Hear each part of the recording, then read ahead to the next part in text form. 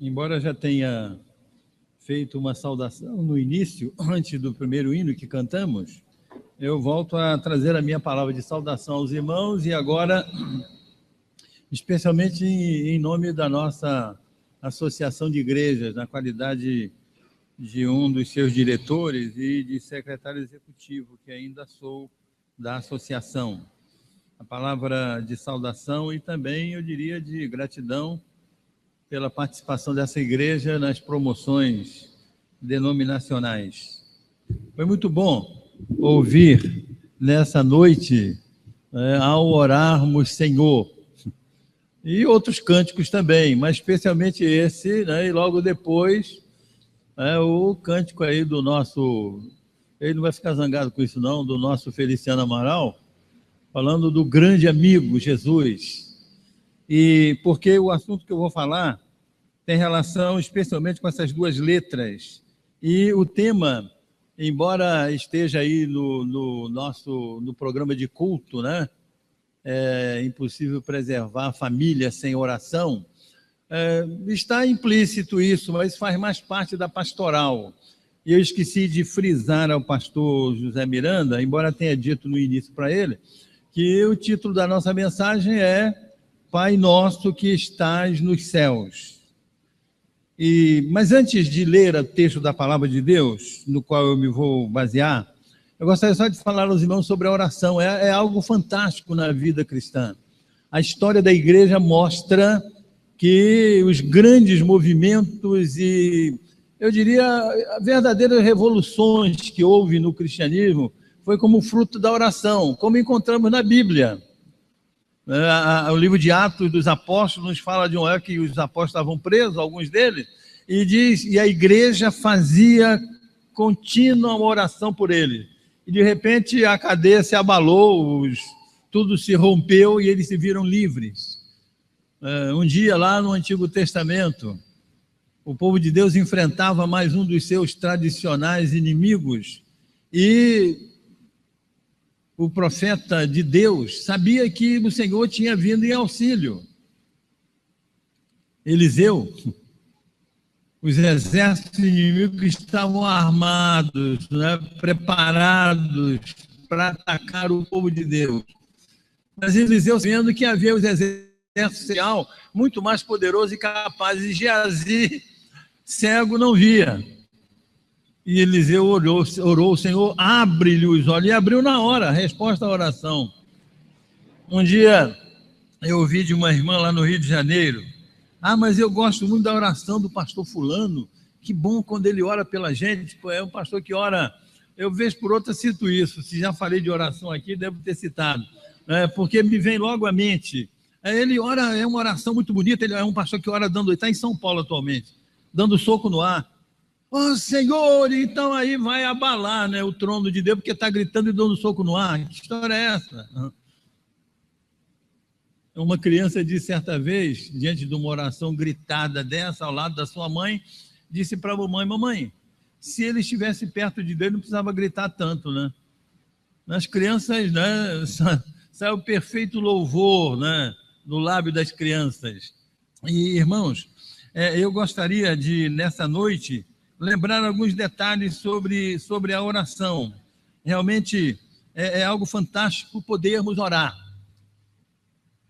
Grandes avivamentos na história da igreja aconteceram como fruto de orações sinceras. Nunca é demais lembrarmos novamente o avivamento que houve na Inglaterra e no país de Gales, no século XVIII. Foi fruto de quê? 10 irmãos sinceros, fiéis, que decidiram reunir-se sempre em oração e fizeram tratos entre si. Se um tivesse uma queixa contra outro, soubesse de uma falha do outro, iria ele no espírito da Bíblia, se teu irmão pecar contra ti. E eles fizeram isso. Entre esses 10 estavam 2 famosos na história da igreja, que eram os irmãos Carlos e Wesley. Então, eles estavam lá e fizeram essa parte e começaram a orar, e os historiadores mostram que foi fruto dessas orações, avivamento que abalou a Inglaterra e o país de Gales, irmãos. Está na história da igreja. E ainda muita gente hoje começa a pensar que avivamento vai vir através de algum oba-oba, de balançamento de mão, de pulinho daqui, pular em cima do banco. Não, é vida aos pés do altar. E então, o título de nossa mensagem é Pai Nosso que estás nos céus. E como base não poderia ser outro texto senão Mateus capítulo 9, 6, desculpem, do verso 9 até o verso 15. Se você quiser abrir a sua Bíblia aí, abra, por favor. Mateus, Evangelho segundo Mateus, capítulo 6, o verso é o 9. A congregação pode ficar assentada enquanto eu vou ler. Diz assim o texto bíblico: portanto, vós orareis assim: Pai nosso que estás nos céus, santificado seja o teu nome. Venha o teu reino, faça-se a tua vontade, assim na terra como no céu. O pão nosso de cada dia dá-nos hoje, e perdoa-nos as nossas dívidas, assim como nós temos perdoado aos nossos devedores. E não nos deixes cair em tentação, mas livra-nos do mal. Pois teu é o reino, o poder e a glória para sempre. Amém. Porque se perdoardes aos homens as suas ofensas, também vosso Pai Celeste vos perdoará. Se, porém, não perdoardes as suas ofensas, tampouco vosso Pai vos perdoará as vossas ofensas. Irmãos, a oração do Pai Nosso, para nós evangélicos, vale a pena uma observação. E eu estou vivendo essa experiência agora. Há uma irmã que está sendo evangelizada por alguém fora da Paraíba, mas tem parentes que são incluídos na nossa igreja sede lá. Contra parentes, sendo evangelizada, se interessou muito pela igreja, mas ela viu na internet e talvez alguns tenham até visto isso, o testemunho de um ex-evangélico. Então ele diz, por que voltou à Igreja Católica Romana? Aí ele dá 13 razões. Um dos contraparentes da senhora, pediu que eu questionasse aquelas 13 razões. Eu já as questionei. Realmente deu um documento longo. Mas é interessante que ele fala do Pai Nosso. Ele diz, os evangélicos são contra o Pai Nosso. Não somos contra o Pai Nosso. O Pai Nosso é modelo de oração. Ele só não é usado pelo povo cristão evangélico como se fosse uma ladainha repetida a cada momento. Mas em determinados momentos a igreja fala a oração do Pai Nosso. E principalmente porque ela é modelo para as nossas orações. Ela começa reconhecendo o poder, soberania e santidade de Deus. Por isso nos dirigimos a Ele.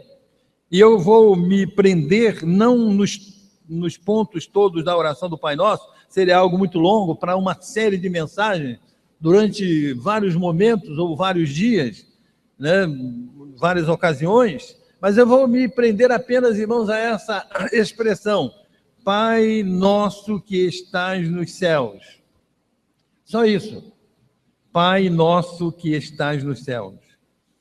Pode-se dizer, irmãos, que a palavra Pai, usada aqui, ela é usada com referência a Deus, logicamente.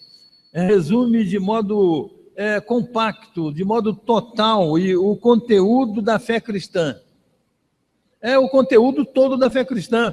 Porque tudo na vida cristã, nós dependemos do nosso Pai que está nos céus, então temos que clamar a Ele.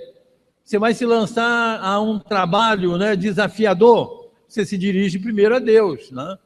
Vai fazer uma prova, tem vários estudantes aqui, agora estão de férias, mas daqui um pouco, no fim do ano, e talvez quando vier agora o vestibular, então, sempre, inicialmente, nós nos dirigimos ao nosso Pai. Então, realmente, a palavra Pai aqui usada, ela resume de modo compacto, total, o conteúdo da fé cristã. E vejam, irmãos, o grande e real valor dessa expressão aí, Pai Nosso que está nos céus, é que coloca em ordem, essa palavra coloca em ordem a totalidade das nossas relações nesta vida. Seja que tipo de relação for. Não é só a nossa relação com Deus, é com Ele também.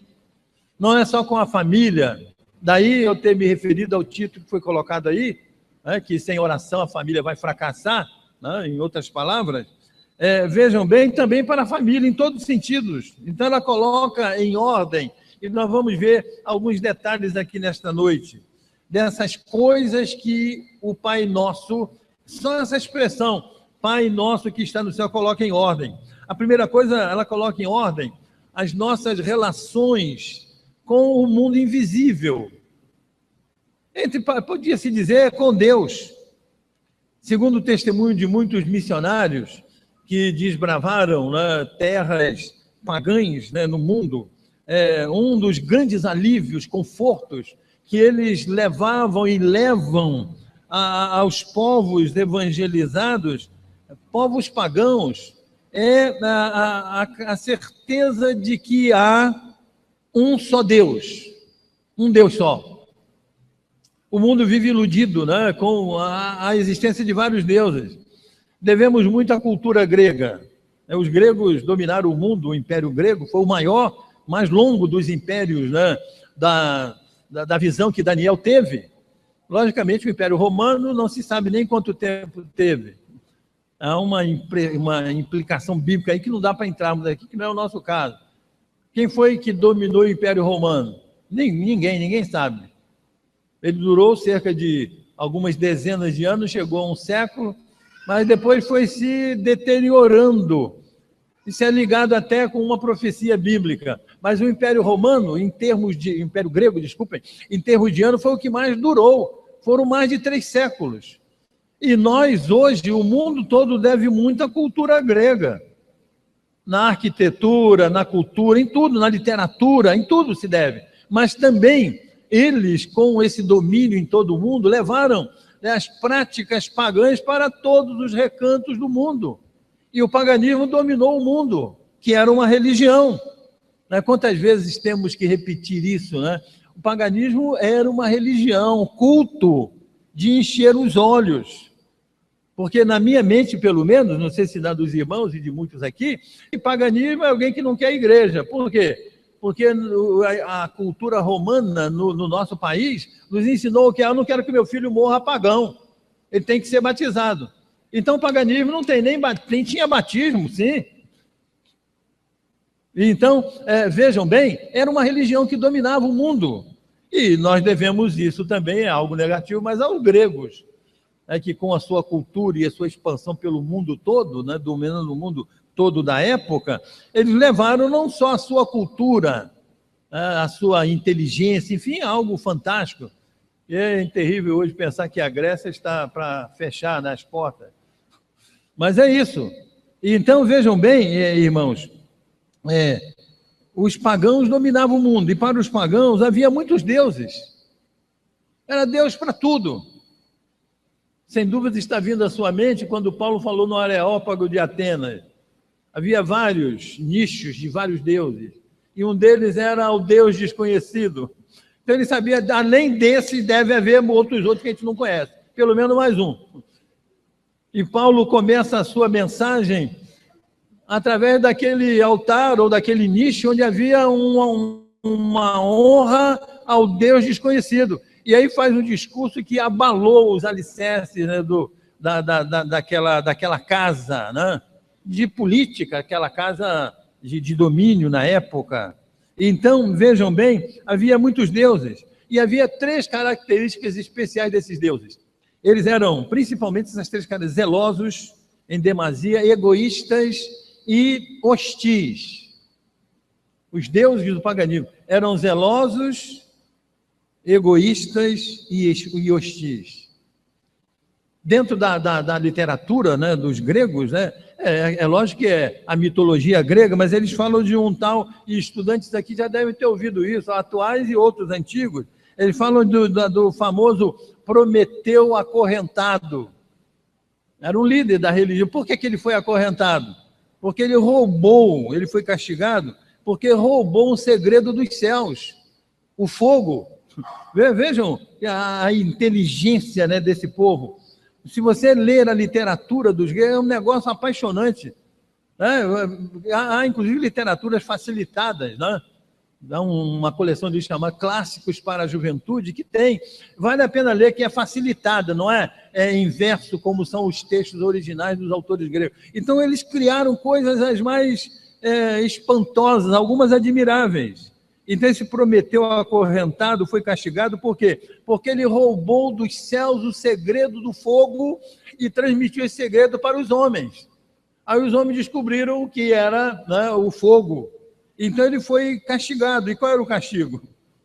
Ele foi acorrentado no fundo do mar. O fundo do mar, que durante o dia fazia um calor insuportável, dentro da mitologia grega, e à noite era um frio irresistível. E além disso, o castigo que Prometeu acorrentado sofreu, uma ave de rapina vinha todo dia e comia o fígado de Prometeu. Aí o fígado se refazia, né? O fígado se refaz. Mas no outro dia a ave vinha de novo e comia novamente o fígado. Então vejam bem, irmãos, essa era a noção de um Deus entre os pagãos, quando o cristianismo nasceu. E aí, né, nós vamos ouvir, como ouvimos sobre Jesus, né, um Pai celestial de amor, de bondade, de misericórdia. E vejam, além disso, o Zeus, que era o rei, né, dos deuses entre os gregos, né, ele é que mandava a cada dia, a cada noite, essa ave para comer o fígado de Prometeu acorrentado, lá preso no fundo do mar. Então, o povo tinha medo, né, medo dos deuses. Vejam, quantos outros casos temos de deuses, né? Da mitologia grega. Então o povo tinha isso na sua... Alguém diz, mas isso era invenção, mas o povo cria assim, e fazia o culto assim. O povo sempre teve muita crendice. Quanta coisa eu poderia citar aqui do nosso povo hoje, crendo em absurdos.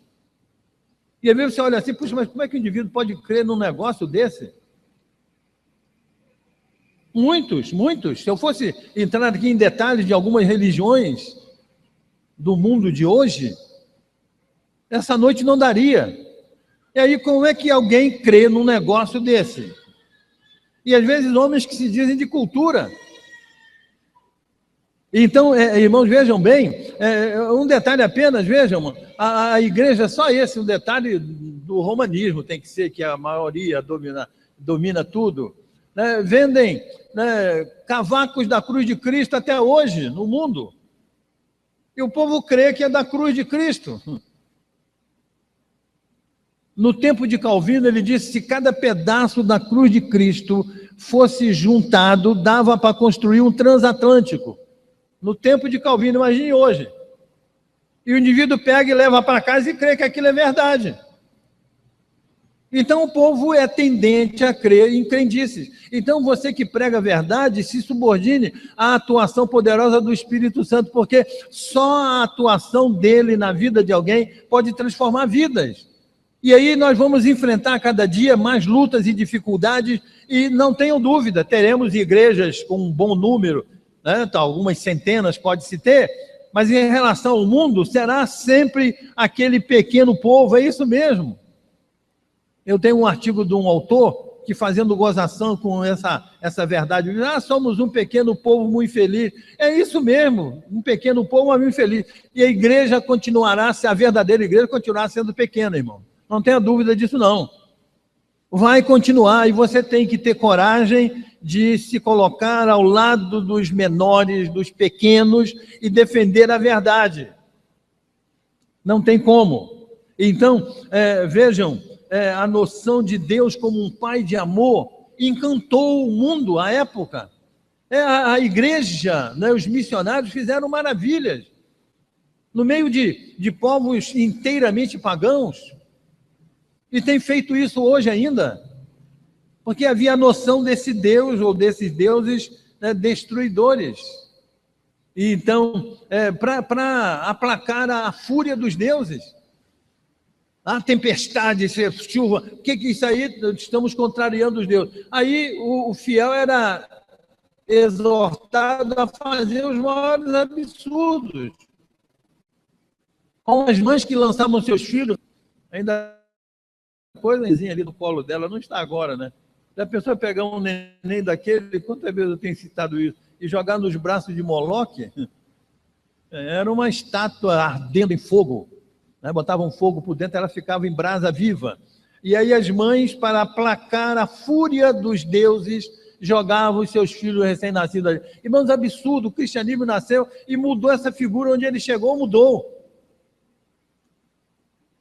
Eu fico, às vezes, já disse isso aqui, eu vou repetir, abismado com políticos evangélicos, se dizem até de uma bancada evangélica, como é que eles não são capazes de lembrar o cristianismo atacado de graça, gratuitamente, a cada momento, a cada instante, com pessoas que nada conhecem do cristianismo, eles são incapazes de dizer alguma coisa. Essa semana passada, um aluno, membro de uma igreja nossa, que faz um curso na faculdade, então, quando ele falou em alguma coisa do cristianismo, e alguns iam apresentar, e aí, num debate de classe, o professor diz, não, o cristianismo não, dizendo que o cristianismo era dominador, era isso, era aquilo. Mas por que você não disse para ele, velho, que se bem que aluno tem que sempre ficar calado? Porque diante do professor, né, diz a gíria que a corda arrebenta sempre do lado mais fraco, e a corda do aluno é sempre mais fraca. Vai arrebentar sempre para o lado dele. Mas ele dizendo absurdos, que o cristianismo é dominador, onde chega, escravizou. Citasse para ele que o cristianismo fez de libertação dos povos, onde ele chegou, são os povos livres. Não há dúvida de que hoje o cristianismo vai sendo prejudicado por ações de alguns que estão fazendo absurdo e fazendo coisas absurdas em países que antes tinham domínio do cristianismo evangélico até. Mas isso aí não é problema do cristianismo, é problema deles. Então, a primeira coisa que essa expressão Pai Nosso que estás nos céus faz é colocar em ordem as nossas relações com o mundo invisível, com Deus. Nós nos desligamos das coisas do mundo que metem medo, como na mitologia, na religião pagã, e nos ligamos ao Senhor. Mas há uma outra coisa que essa expressão Pai Nosso que está nos céus, estás nos céus, é capaz de fazer, é de colocar em ordem as nossas relações com o mundo visível. É sim com o mundo visível, que vai se complicando a cada dia, mas nós temos de ter uma ordem, não podemos sair do mundo. O Senhor disse que nós estamos no mundo, não somos do mundo, mas estamos no mundo, não tem como. Você tem que trabalhar com incrédulos, com ateus, com imorais, gente sem nada. Você tem que viver, não tem como.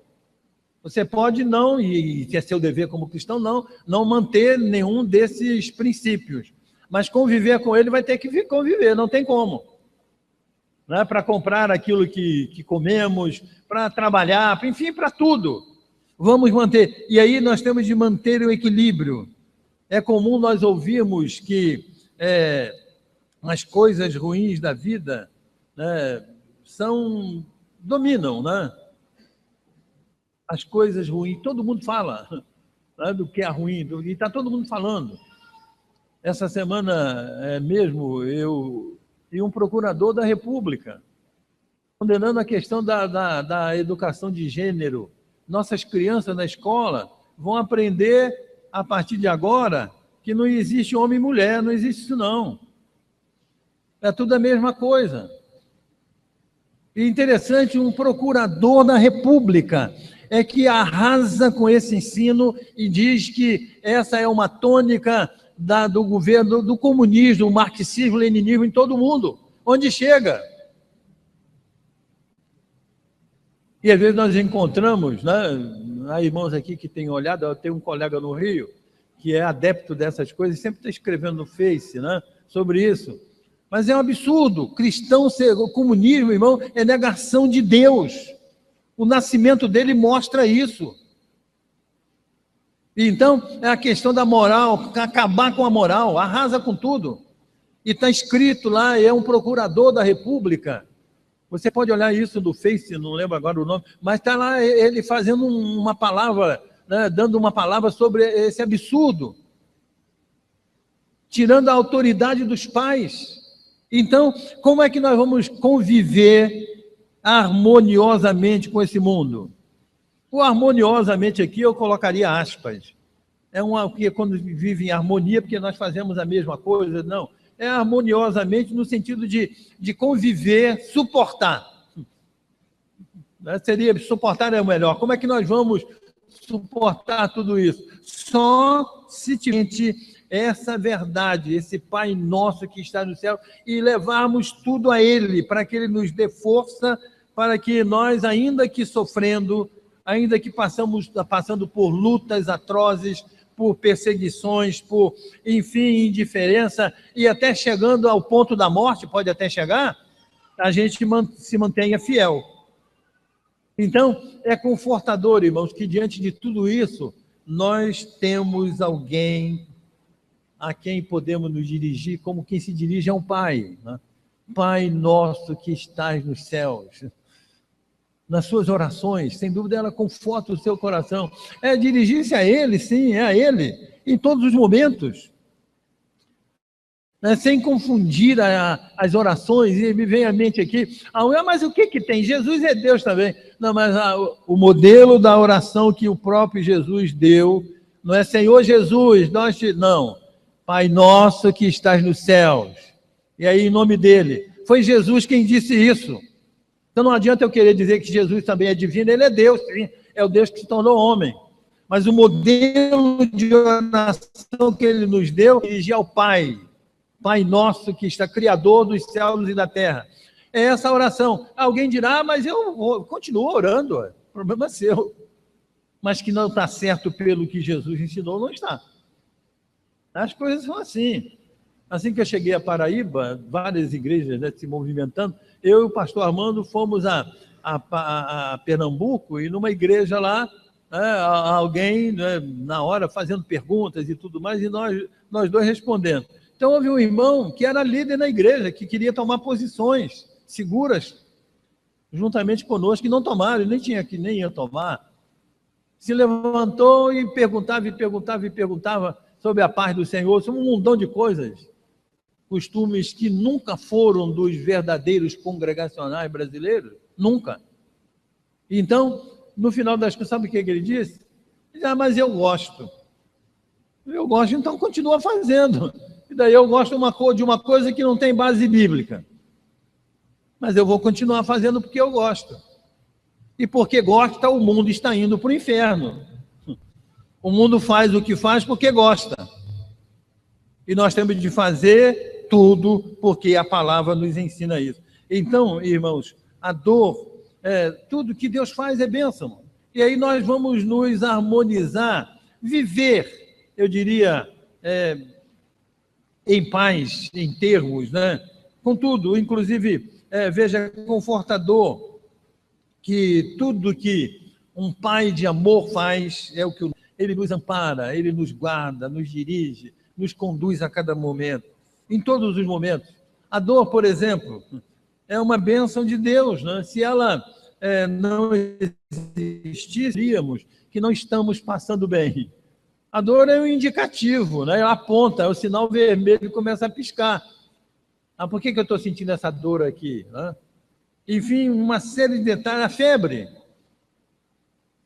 No mês de abril, final de abril, metade de abril, por aí, eu comecei a sentir, ao entardecer, uma febre muito chata.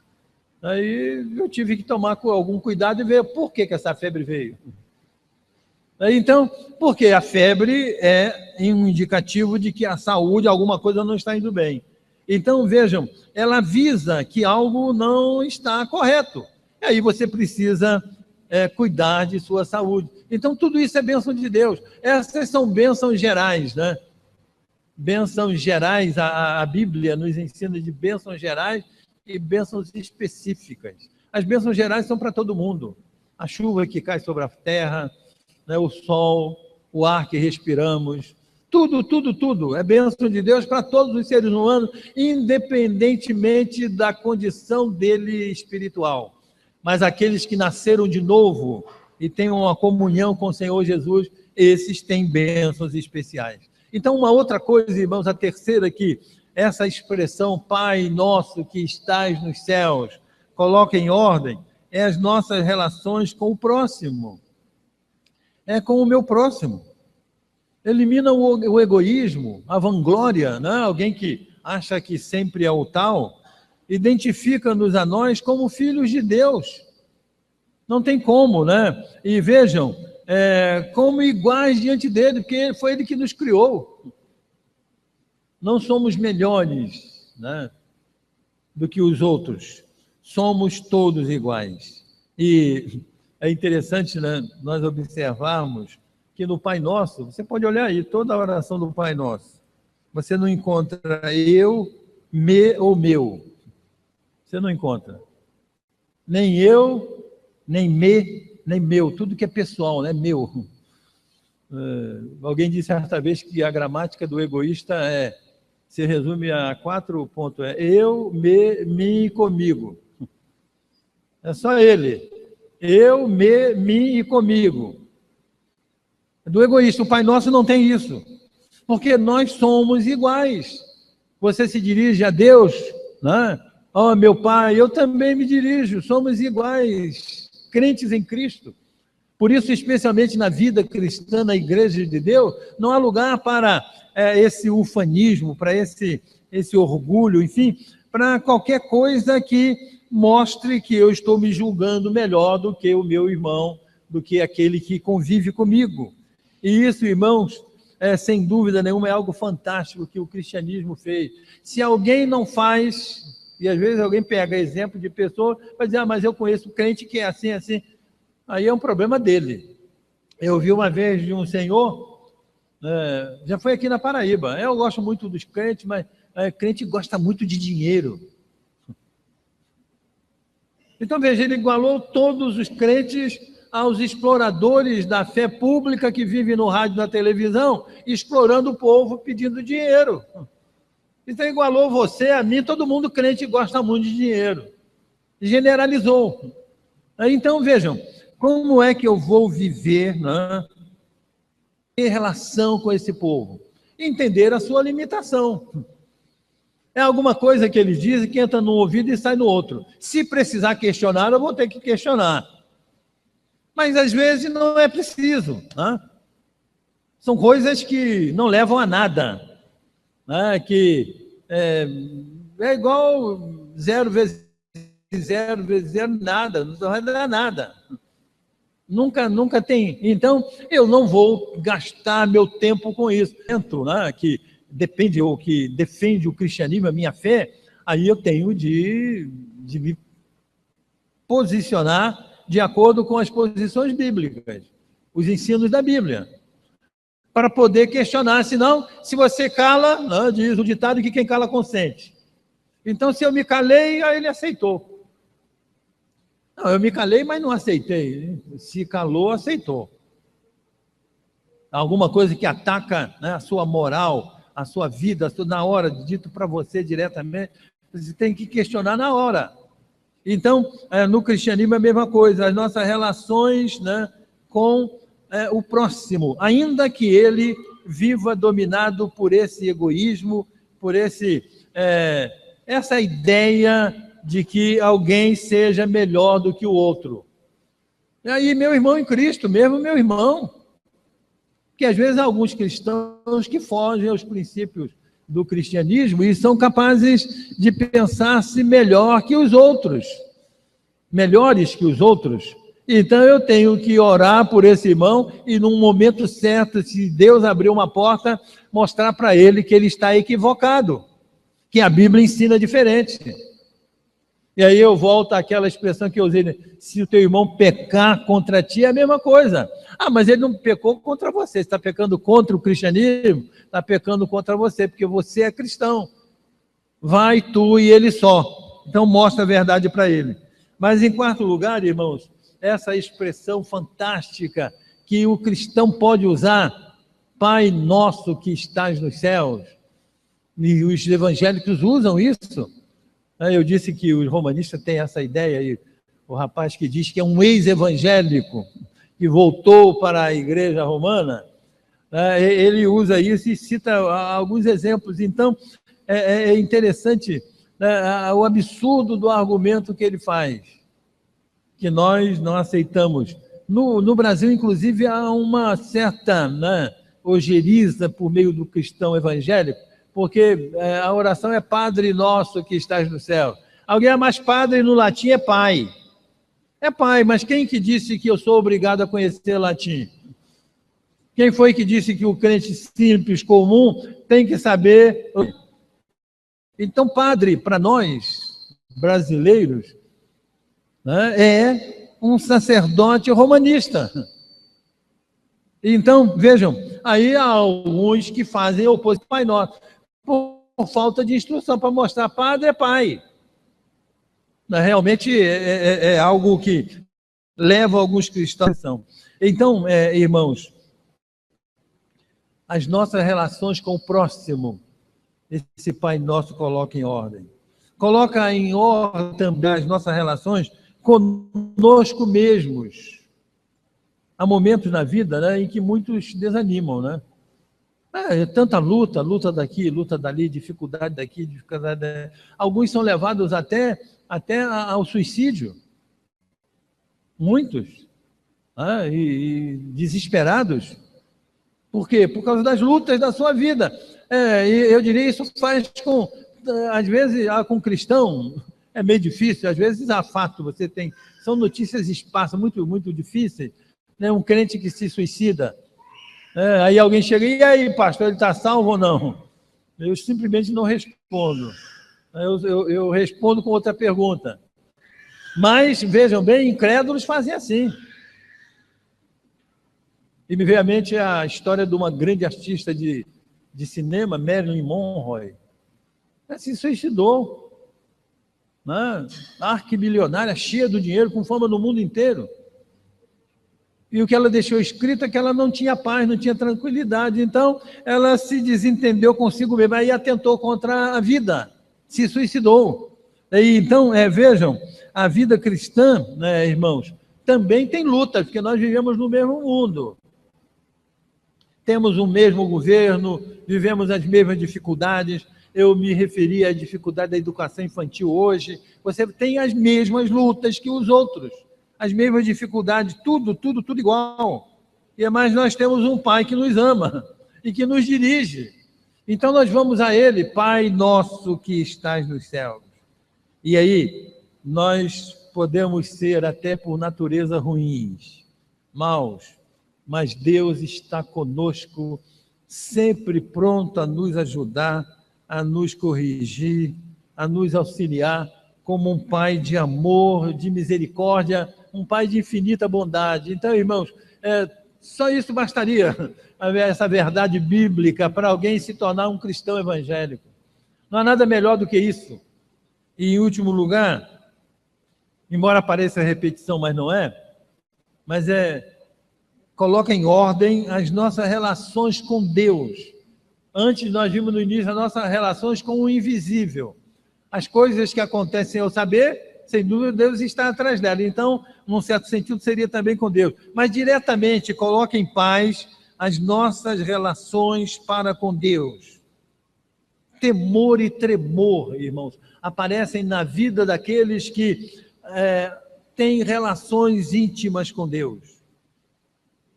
Temor e tremor é reverência, não é medo. Eu li uma pastoral numa das nossas igrejas, né, de um dos mais badalados, talvez, líderes evangélicos dos dias atuais, né, e ele, então, diz lá que os governantes, amor de Deus, e eu fiquei a pensar, como é que um homem que é teólogo, né, de uma igreja histórica, como é que um governante vai ter o temor de Deus? Não.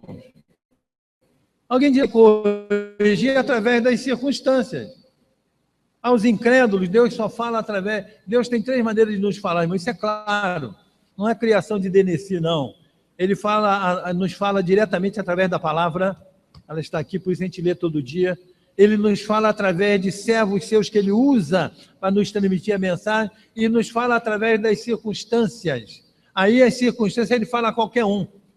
São governos, né, que enfrentam lutas, né? Eu vou me referir, que é a notícia da manchete de hoje, né? Então está lá hoje, está lá a votação sim ou não. Então, por que eles estão enfrentando luta e querendo resolver? As circunstâncias. O homem muda, o homem incrédulo, porque Deus fala através de... Não dá certo, ele sabe que ele está errado. E com a graça de Deus, muitos vão dar com os burros na água atacando o cristianismo. Como, eu não sei. E nem creio, não vou viver tempo suficiente para saber como vai ser. Mas Deus vai pesar a mão sobre aqueles que são inimigos gratuitos do cristianismo. De graça. Eu podia citar alguns nomes de políticos brasileiros. Um deles, principalmente, homossexual assumido que ataca o cristianismo a cada momento, dizendo as maiores asneiras sobre o cristianismo. Então é que Deus não é um Deus vingador, mas as consequências virão, mais hoje, mais amanhã. E a mais amanhã, principalmente, que vai para o inferno. E isso é pior que tudo. Então, irmãos, as nossas relações com Deus, por isso nós podemos ouvir, sim, a palavra de Deus falando através da palavra ou através de um irmão amado que nos chega a nós e nos alerta. Que às vezes nós tomamos uma posição, achamos que está muito correto. Pelo meu raciocínio, eu estou certo.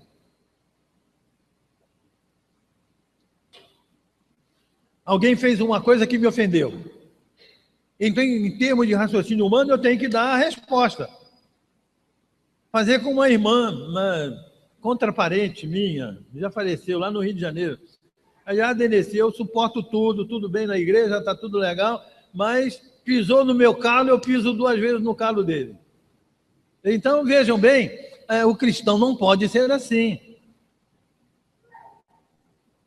Mas como é que, em termos humanos, eu não serei.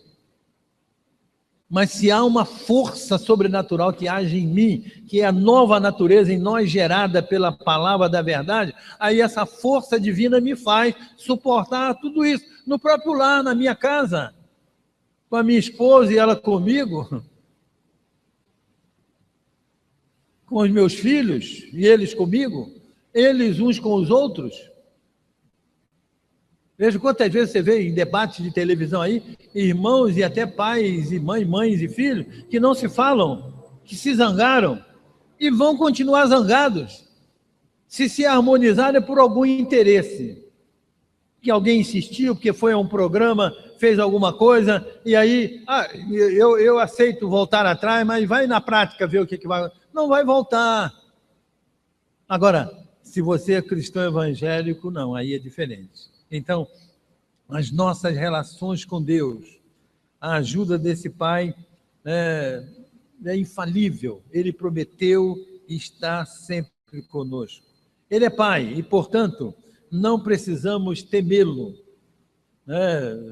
Temer no sentido de ter medo.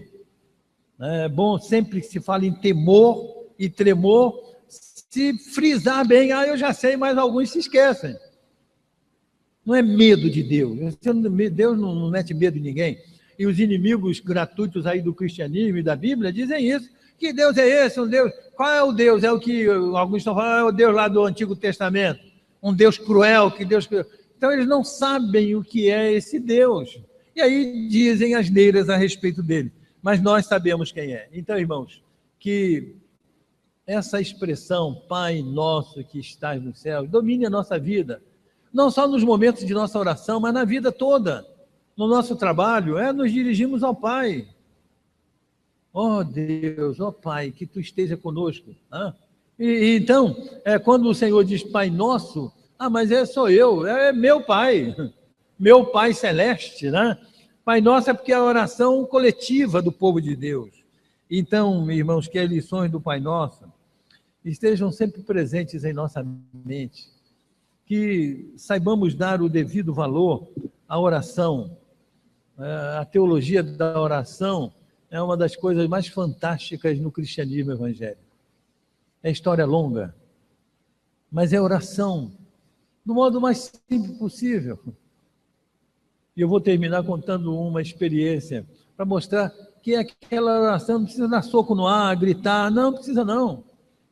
Um dia, George Miller, eu talvez já tenha contado essa experiência, mas vale a pena contar sobre a oração, viajava da Europa para o Canadá, ele ia para Quebec, no Canadá. E no meio do caminho, navio, né? Naquele tempo não tinha avião para você fazer esses voos, ia de navio. Começou a chover muito e houve uma tempestade, que um verdadeiro maremoto. Isso está escrito no livreto dele, escrito sobre ele, 50 mil orações respondidas. E então, ele chegou, foi à cabine lá do comandante do navio e disse, olha, eu tenho que chegar em Quebec amanhã. E aí é o próprio comandante do navio que escreve, né? Ele pensou consigo, de onde é que saiu esse maluco? Não é possível. Do jeito que a coisa está, a gente não sabe nem se vai chegar lá, quanto mais chegar amanhã. Aí, Jorge Miller ainda perguntou para ele, o senhor crê em Deus? Aí que ele pensou mesmo, esse aí está maluco, esse cara. Vamos orar. E é o comandante do navio que narra isso, irmãos, é o testemunho dele. Aí vamos fazer, e ele diz, fez uma oração, como oração de criança de 6 anos. Mais ou menos assim, Senhor, tu sabes que eu tenho que chegar em tal lugar, tal dia, amanhã, que tu aplaques, acalme essa tempestade para que ela acabe. E pediu ainda disse o tempo, dentro de 5 minutos. Aí é que o comandante do navio disse, esse é maluco mesmo, de onde saiu esse doido? Eu não sabia que era Jorge Miller. 5 minutos depois, abre a portinhola aí, ele abriu e não havia mais tempestade. O maremoto tinha se passado. Irmãos, isso é oração. Agora, de quem anda aos pés de Deus? Em todos os sentidos, não é? Com comunhão com Ele, com os irmãos. Aliás, o nosso, deve ter chegado hoje aqui entre os irmãos, teve o tema último, o tema principalmente de comunhão. Se não há comunhão, irmão, na igreja de Deus, Deus não abençoa, não há respostas de Deus. Não tem jeito. Então, que Deus nos abençoe. Amém.